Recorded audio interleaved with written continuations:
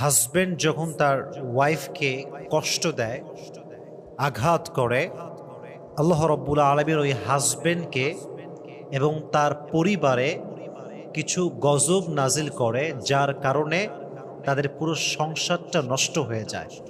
এবং সে গজবগুলো কি কি, এবং যখন একজন হাজবেন্ড তার ওয়াইফকে কষ্ট দেয়, আল্লাহ সে হাজবেন্ডকে কোন আযাবে ফেলে, কোন পানিশমেন্টে ফেলে, এটা আমরা আজকে জেনে নিব। সকলে বলেন ইনশাআল্লাহ।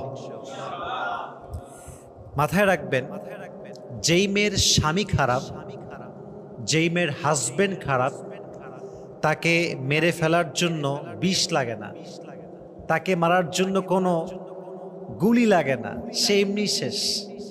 যার হাজবেন্ড খারাপ, তার জীবন অলরেডি শেষ, তাকে মারার জন্য কোনো বিষ লাগবে না, কোনো গুলি লাগবে না, কিচ্ছু লাগবে না, সে এমনি শেষ হয়ে গেছে। আর আমি আসিফের পার্সোনাল পয়েন্ট অফ